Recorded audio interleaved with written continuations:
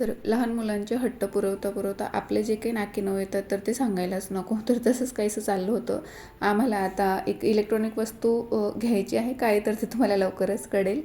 तर त्यासाठी आमचं ऑनलाईनही सर्चिंग चाललं होतं. बाहेर आम्ही शॉपमध्ये बघत होतो, लोकल शॉपमध्ये. पण आधीचं मात्र चाललं होतं की मॉलला जाऊया, तिकडे माझंही फिरणं होईल आणि तुम्हाला काय ती चौकशी करायची ती तुम्ही करा.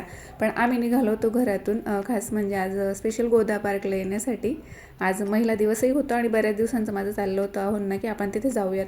मला बऱ्याच जणांनी सजेस्टसुद्धा केलं होतं की एकदा तिकडे जाऊन ये म्हणून.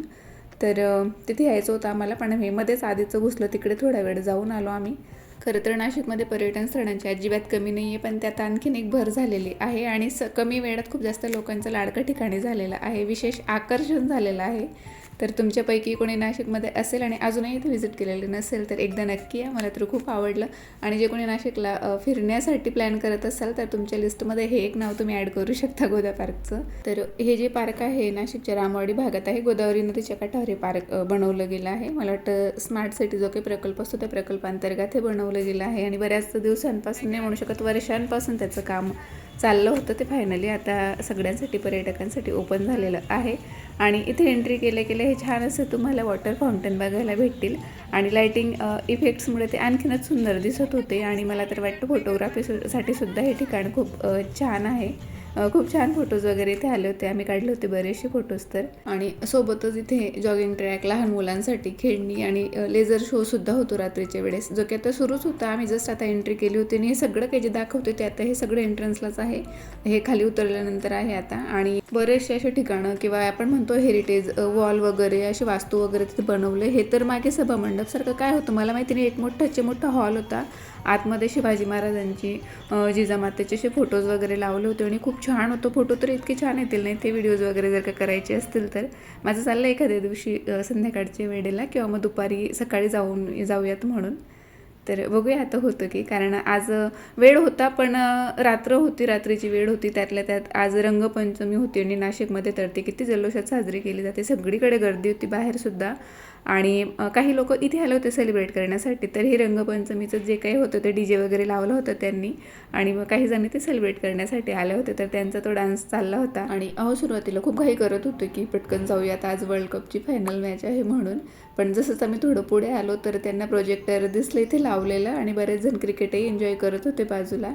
तर त्यांना जरा बरं वाटलं की चला आता इथे बसून आपण क्रिकेट बघू शकतो. ॲटलिस्ट आपली बॅटिंग आहे तोपर्यंत तरी आपण इथेच थांबूया. तर आम्ही तिथेच थांबलो होतो बऱ्याच वेळ, आपली इंडियाची बॅटिंग होईस्तोवर. आणि आजच्या दिवशी फुल ऑन एंटरटेनमेंट होतं. एका बाजूला क्रिकेट होतं आणि दुसऱ्या बाजूला तिकडे ॲड वगैरे आले. थोडंसं बोर वाटायला लागलं की लगेच इकडे आम्ही यांचा डान्स बघत होतो, जे काही लोक तिथे आले होते त्यांचं.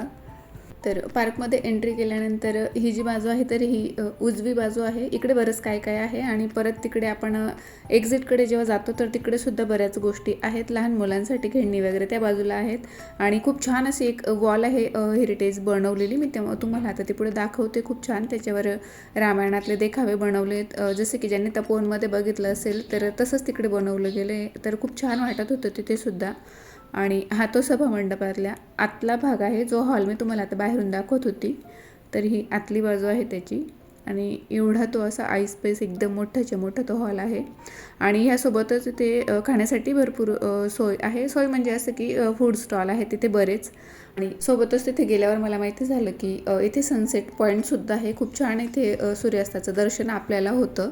आणि मला इथे व्हिडिओज वगैरे सुद्धा बनवायचे होते, पण अर्ध लक्ष क्रिकेटकडे असल्यामुळे मी सगळं सोडलं आणि इथे येऊन बसली होती मग क्रिकेट बघायला. आणि आधी काहीतरी खायला आणायला गेलं होतं मला वाटतं.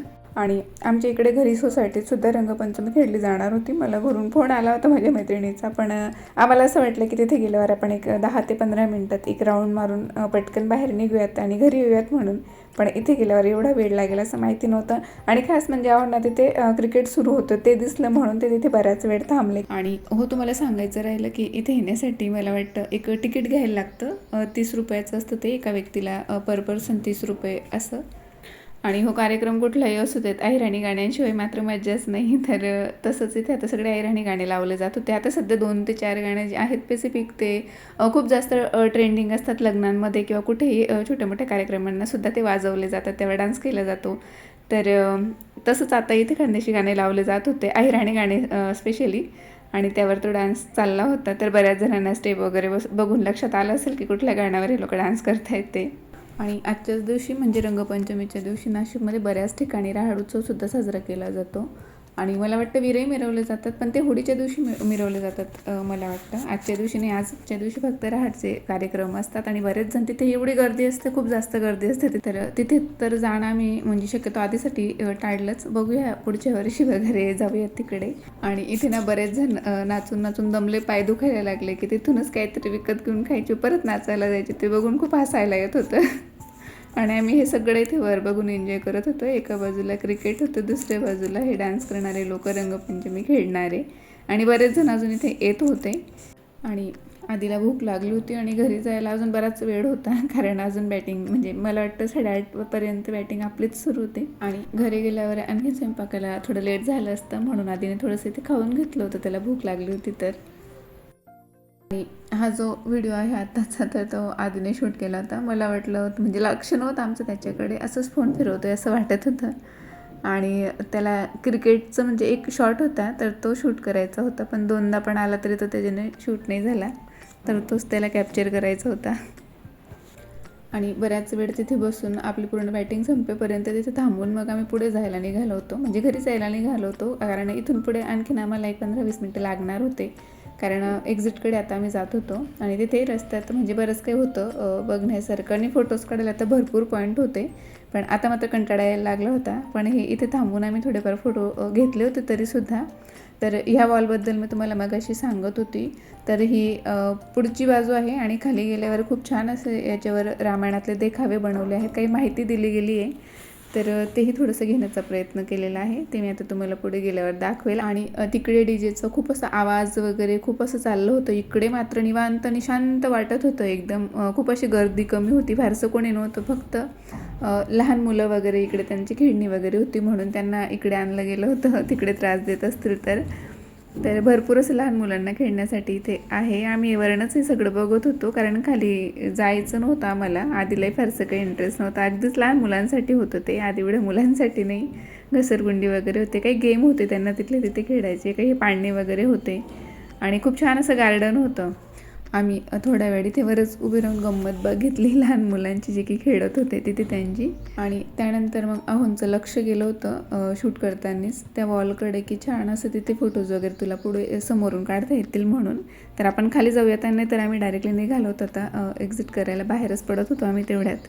हे इकडे मग आम्ही इकडे आलो होतो, थोडेफार फोटोज घेतले, थोडंसं शूट घेतलं इथे. आणि मी आधीला जसंच म्हणत होते की मी जाऊन येते तिकडे, पप्पा मला जिथे पाठवत आहे तिथे तू जा, तिथे खेळ. तर त्याचं म्हणणं होतं की मी एवढा लहान दिसतोय का तुला, माझ्यापेक्षा खूप लहान मुलांचे गेम येते. तर तो इकडे आला होता आमच्यासोबत. तर ह्या त्या वॉल होत्या, आणि खूप छान अशी रामायणातले देखावे, थोडीफार माहिती होती तिथे दिलेली. तर मला तर हे खूप आवडलं. आणि सुरुवातीला आमचं याच्याकडे लक्ष नव्हतं, आम्ही बॅक साईडने बघून तसेच आम्ही घरी जायला निघालो होतो. पण बरं झालं आव्हानचं लक्ष गेलं, थोडं खाली आलो. आणि इथे खूप शांत वाटत होतं इकडच्या बाजूला. तिकडच्यापेक्षा तिकडे डबल आवाज सुरू होते डीजेचा पण आणि क्रिकेटचा पण. आणि खूप सारी गर्दी होती, त्या मानाने इकडे अजिबात गर्दी नव्हती, खूप शांतता होती. फक्त लहान मुलं काय ते तेवढीच होती फक्त. तर मला इथे आतमध्ये फोटो घ्यायचे होते, पण हे फोटोशूट चाललं होतं त्यांचं, म्हणून थोडा वेळ थांबायला लागलं होतं. कधीतरी घरात थोडं बोर झालं किंवा लहान मुलांना आपल्याला बाहेर फिरायला वगैरे न्यायचं असेल, तर त्यासाठी खूप छान वाटली ही जागा मला. आणि आम्हाला नाही इथल्यापेक्षा तपोवन जवळ पडतं, आम्ही जिथे राहतो तिथून. आणि तिथेसुद्धा संध्याकाळच्या वेळेला आपण गेलो तर खूप भारी वाटतं. मी याआधीसुद्धा एक तपोवनचा व्हिडिओसुद्धा बनवलेला आहे, तर तो सुद्धा नक्की चेकआउट करा. आणि विशेष म्हणजे तिथे श्रीरामांची आरती होते संध्याकाळच्या वेळेस, कपिला गोदावरीची संगम आरती होते, त्यामुळे तिथे बऱ्याचदा जाणं होतं आमचं. आणि आता मी निघालो होतो घरी जायला. तर जे कोणी चॅनलवर नवीन असतील, पहिल्यांदा माझा व्हिडिओ बघत असतील, तर चॅनलला सबस्क्राईब करायला अजिबात विसरू नका. आणि सोबतच व्हिडिओ आवडला असेल तर एक लाईक देखील करा. तर आजचा व्हिडिओ मी इथेच थांबवते. पुन्हा भेटू एका नवीन व्हिडिओमध्ये. तोपर्यंत आनंदी राहा. व्हिडिओ शेवटपर्यंत बघितल्याबद्दल धन्यवाद. बाय.